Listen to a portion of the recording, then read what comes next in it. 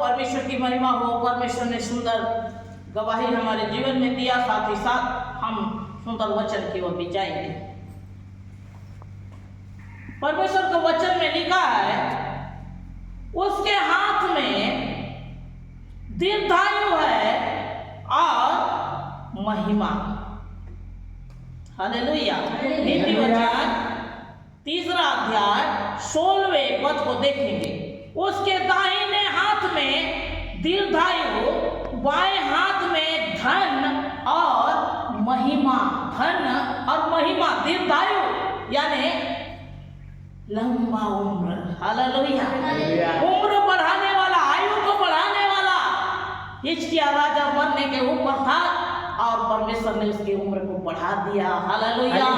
तो बाइबल में जिस प्रकार लिखा है, उसके दाहिने हाथ में दीर्घायु, लंबा आयु यीशु मसीह के हाथ में है, और बाएं हाथ में धन और महिमा।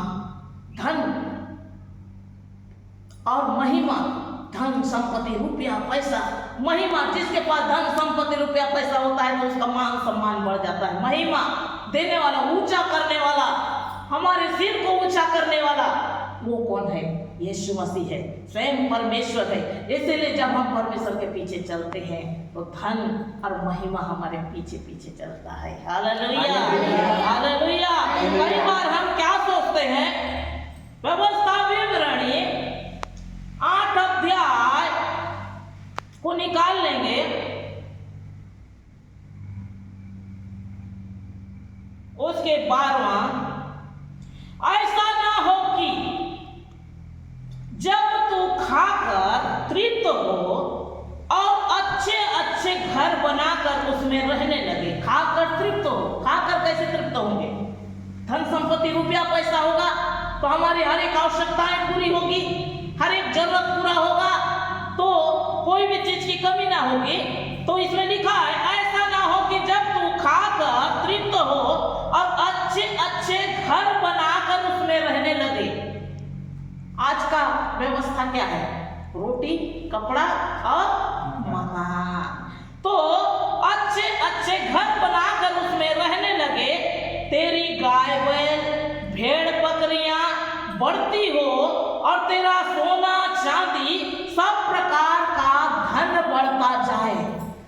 जब सब प्रकार का धन बढ़ जाता है तो क्या होता है? मनुष्य के जीवन में एक घमंड भी आकर स्थिर होता है। लिखा है 17 में, कहीं ऐसा ना हो कि तू सोचने लगे यह संपत्ति मेरी सामर्थ्य से और मेरे भुजबल से मुझे प्राप्त हुआ है। यह संपत्ति मेरी सामर्थ्य से।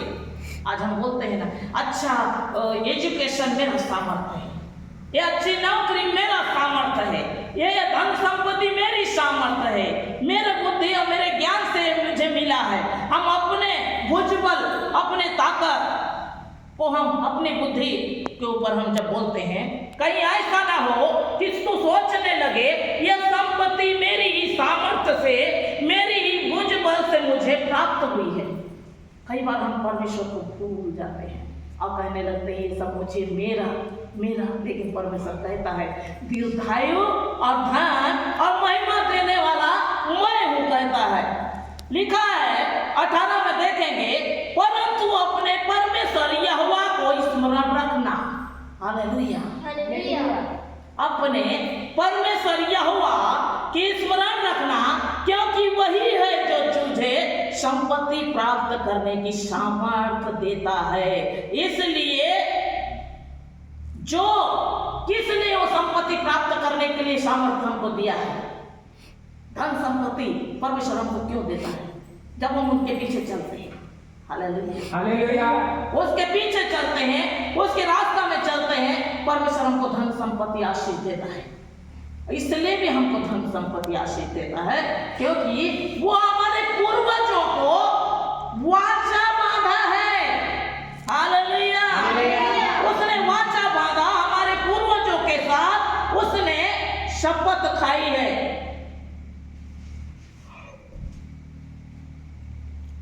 इसलिए वह उसे पूरा करता है। धन संपत्ति रुपया रुपया, पैसा, रुतबा, बल, ताकत, शक्ति, हिम्मत हमको दे के हमारे उत्तम उत्तम पदार्थ से हमको तृप्त करता है। मत्ती ने सुसमाचार 28 अध्याय में लिखा है, संसार का सारा अधिकार मुझे दिया गया है। संसार में जितना कुछ है, संसार में जो भी कुछ है, सारा अधिकार प्रभु यीशु मसीह के हाथ में है। आमेन, हालेलुया। लेकिन हम कई बार क्या करते हैं, परमेश्वर को भूल जाते हैं और अपने ईश्वर आराम को हम मूल्यवान जानते हैं कि मुझे मिला है मेरा काबिलियत से, मेरे शक्ति से, मेरे बल से।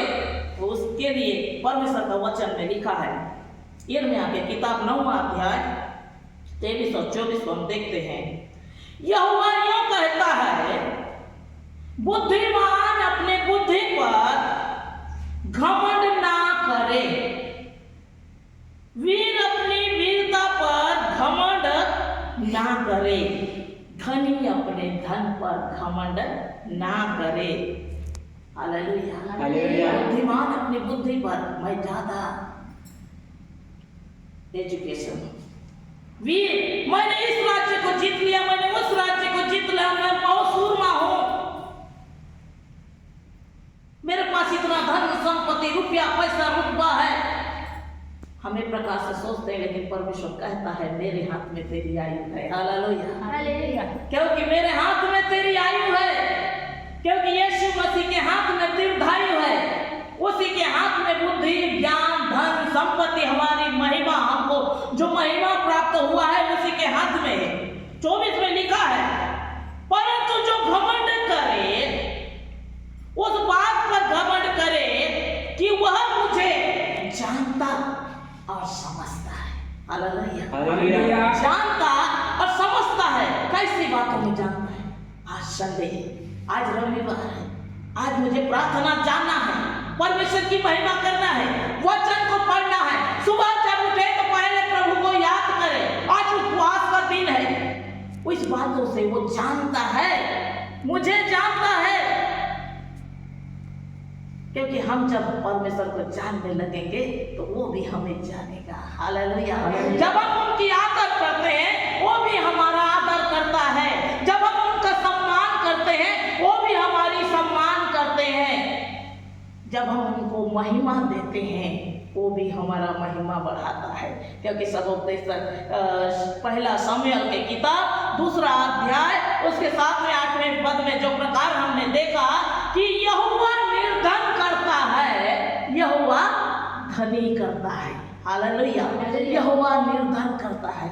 निर्धन माने गरीब। आज कई लोग बोलते हैं हमने बिजनेस को शुरू किया, शुरू में तो बहुत अच्छा तरीके से चला, लेकिन धीरे धीरे वो डाउन होते गया, बिल्कुल हम इतना कर्ज में पड़े हैं, रोड में आ गए, हम बहुत कर्ज में पड़े हैं। यहोवा निर्धन करता है, यहोवा धनी करता है, वह नीचा करता है, वही ऊंचा भी करता है। Hallelujah, hallelujah. जिस प्रकार से भजन संहिता की किताब 43 अध्याय उसके 7 और 8 को देखते हैं, वह कंगाल को मिट्टी पर से और दरिद्र को भूरे पर से उठाकर ऊंचा करता।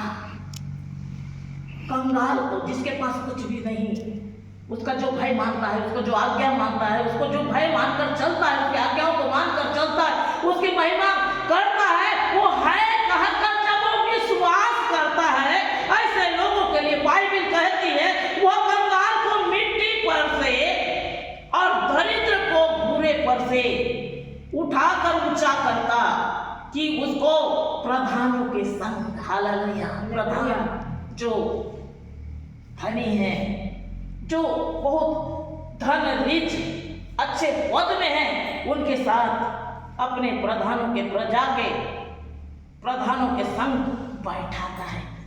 हालेलुया। आज मनुष्य के पास धन संपत्ति कुछ नहीं रहने से क्या होता है? अरे उसके पास कुछ नहीं है, उसके कपड़ा देखो फटे हुए, मैले कुचले, उसके घर नहीं है, उसके पास अच्छा कपड़ा नहीं है, ये प्रकार से कहकर उसकी हीन तुच्छ नीच करके उसको पीछे कर देते हैं। जिसके पास अच्छा धन संपत्ति रुपया पैसा है, अच्छा टिपटाप पहन के अच्छा गाड़ी घोड़ा, जब वो आया है तो उसको बिल्कुल आने से कुर्सी देंगे, पहले उसको आदर सत्कार करेंगे। उसको सम्मान करेंगे चाहे कोई भी जाति क्यों ना हो। हालेलुया। मेरे प्रियो, धन यहोवा की ओर से मिलते हैं। जो उसका भाई को मानता है, जो उसकी आज्ञाओं को मान के चलता है, तो इसीलिए वो कंगाल को मिट्टी से उठाकर, जो कुछ नहीं रहता उसके पास, धन संपत्ति रुपया पैसा नहीं है, कुछ भी उसका औकात नहीं है, लेकिन उसको परमेश्वर औकात दिलाता है। हालेलुया। उसको पोजीशन को देता है, उसको आशीष से भर देता है, उसको पूरा रीति से उसे परिपूर्ण करता है, उसके कमाने में वो अपने बरकत को देता है। क्योंकि परमेश्वर निर्गमन के किताब में जो प्रकार से लिखा है 23 अध्याय 25 पद में, तुम अपने परमेश्वर यहोवा की उपासना करना, तो वह तेरे अन्न जल में आशीष देगा। अन्न में, जल में जब कमाओगे थोड़ा सा, तो परमेश्वर उसमें आशीष को देगा, क्योंकि वही परमेश्वर है। हालेलुया। परमेश्वर जो 5 रोटी तो मछली को 5000 में खिलाने वाला खुदा है। हालेलुया। जो आपकी और मेरी प्रार्थना को सुनकर उत्तर देने वाला परमेश्वर है, वो आप लोग के संग है। इसलिए घबराना नहीं, भयभीत होना नहीं, परमेश्वर के वचन में लगे रहिए, प्रार्थना में लगे रहिए। इसलिए परमेश्वर का वचन में कहता है, परंतु जो घमंड करे उस बात पर घमंड करे कि वह मुझे जानता और समझता है कि मैं ही वह यहोवा हूँ। हालेलुया। जानता और समझता, हम जानना है और समझना है, उनके वचन को पढ़ना है, प्रार्थना करना है, उसको उपस्थिति को अनुभव करना है। आज प्रार्थना का दिन है, कहकर हम उसको भय मानकर उसकी आज्ञाओं को मानना है। अपने निजी काम के लिए हम इधर उधर 200-400 कमाने के चक्कर में बाहर जब हम निकल के चले जाते हैं, ये प्रकार अगर हमारा जीवन है तो बेकार होगा। हालेलुया। परमेश्वर ने पवित्र किया है, विश्राम दिन को पवित्र दिन ठहराया है, इसलिए हमको जानना और समझना है। जो पृथ्वी पर करुणा और धर्म का काम करता, क्योंकि मैं इन्हीं बातों से प्रसन्न रहता हूँ। मैं यहोवा। हालेलुया। मैं यहोवा करुणा, दया, अनुग्रह, आशीष देने वाला मैं हूँ। ये बात को वो जाने और समझे, क्योंकि मैं ऐसे लोगों के लिए मैं क्या करता हूँ, खुश रहता हूँ, कहता है। हालेलुया। ऐसे लोगों को मैं पसंद करता हूँ। हम परमेश्वर को भावता हुआ हो, हमारा जीवन, हमारा चरित्र, हमारा रहन सहन, हमारा विश्वास जब हम परमेश्वर को भावता हुआ हमारा जीवन होगा, तो मेरे प्रिय हमको कोई बात भी घटी नहीं होगी। परमेश्वर का वचन में लिखा है, जवान सिंह एक दिन भूखा और प्यासा रहेगा, उसे भी घटी होगी, एक दिन शिकार नहीं मिलेगा, भूखा और प्यासा वो सो जाएगा। लेकिन मेरे खोजों को, मेरे भयकारी कोई भी बात की उनकी घटी नहीं होगी। हालेलुया। हालेलुया। इसलिए मेरे प्रिय सबसे पहले हम परमेश्वर के भय मानकर चले, तो परमेश्वर हमको बहुत अच्छा आशीष देगा। नीति वचन 21:6 को हम देखेंगे, जो धन झूठ के द्वारा प्राप्त हो वो वायु में उड़ जाता है।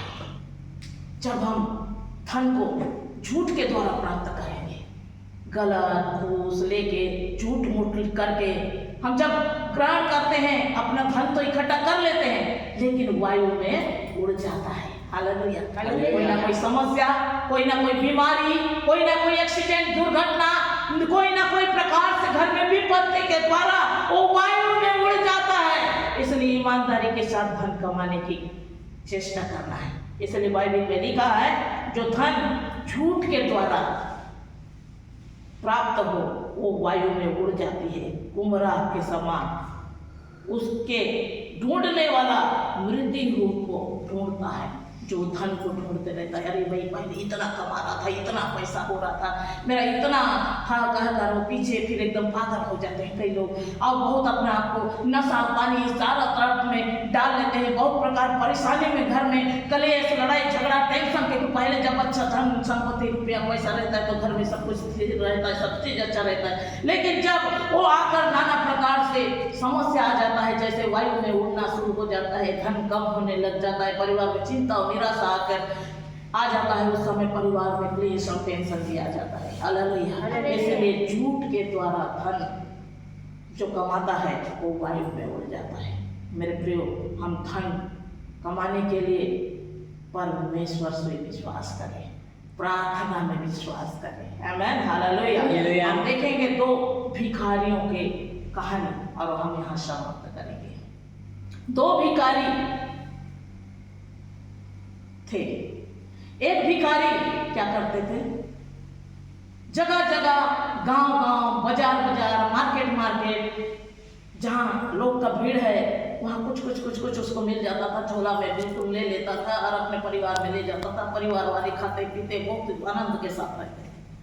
एक भिखारी क्या करता था, राजा के मंदिर के, राजा के भवन के सामने जाकर बैठता था और सुबह से शाम तक वो बैठा रहता था। और जैसे ही शाम हो जाता था फिर से खाली झोला लेके घर चले जाता था। पत्नी फिर झोला को देखती थी खोल के, अरे कुछ भी नहीं है। दोनों में फिर टेंशन होता था, क्यों चिंता करती है, ऊपर वाला है ना, देगा, चिंता मत कर, कहकर वो उसे फिर से समझाता है। दूसरे दिन फिर से ऐसी होता है, तीसरे दिन फिर से ऐसी होता है। वो तरह तरह के जगह जगह गांव में चारों तरफ घूम घूम के बहुत सारी सब्जी भाजी, कहीं नाश्ता पानी चावल नाना प्रकार इकट्ठा कर लेता है। लेकिन एक को राजा के दरबार को ही देखा है, वहीं जाके वो बैठता था। जाने से पत्नी के साथ फिर लड़ाई झगड़ा हो जाता था। देखो ना उनके घर कितना अच्छा खा रहे हैं, पी रहे हैं, अच्छा पहन रहे हैं, ओढ़ रहे हैं, उनको अच्छे अच्छे खाने की चीज मिल रहा है, उनके बच्चे लोग बस खाते पीते रहते, मेरे बच्चे मुंह देखते रहते। लेकिन आपको समझ क्यों नहीं आ रहा है, आपको राजा के घर को ही आप देखे हो, दूसरा जगह क्यों नहीं जाते? कह कर दोनों पति पत्नी फिरते थे। हालेलुया। एक दिन ऐसा हुआ, राजा का तो काम ये है, हमेशा शिकार के लिए तो निकलते हैं नहीं। एक दिन अचानक निकला तो बाहर में भिखारी को देखा। वहाँ के जो सेनापति है, पहरेदार है, उससे पूछा ये कौन है? तो पहरेदार ने कहा बहुत समय से ये राजा ये आके जगह बैठता है और फिर संध्या में निकल जाता है। राजा अंदर गया और एक सोने का बड़ा सा पीस लाया और उसके झोला में डाल दिया। जब ये बात को सुना, हालेलुया, जब वो घर गया, घर जाने के बाद उसकी पत्नी नहीं, आज भी कुछ नहीं लाया होगा, ये है वो है, दूर से ही देख के बहुत नाराज हो रही थी। जैसे ही ले जाके झोला को उसको थमा दिया, हाथ पैर धोने के लिए जैसे गया, आते तक से उसकी पत्नी खोल के देखती है तो एक बड़ा सा सोना। पत्नी देख के बहुत खुश हो गई और अपने पति से कहने लग गई कि कहाँ से आप लेके आए हो? उसने कहा मैं वो राजा के यहाँ गया था, वहीं बैठा था आज, लेकिन राजा निकले, क्या हुआ पता नहीं, क्या कुछ हुआ है क्या? तो उसने कहा जहाँ हर दिन जाते थे वहीं जाना। हालेलुया। क्यों ऐसा? तो वो बताने लग गई, देखो ये सोने का टुकड़ा हमको दिए है। मेरे प्रियो, कहने का अर्थ ये है, परमेश्वर का कार्य में कुछ भी दिखाई पहले नहीं देता। हम जा रहे हैं, आ रहे हैं, प्रार्थना जा रहे हैं, आ रहे हैं, उसकी महिमा कर रहे हैं, उसकी आराधना कर रहे हैं, उसके जय जयकार कर रहे हैं, लेकिन हमारा जीवन बदल जा रहा है, हमारा तकदीर बदल जा रहा है, हमारा नसीब बदल जा रहा है। हम इस बातों को हम नहीं जान रहे हैं, कब हमारा जीवन पलट गया हम इन बातों को नहीं जान रहे हैं।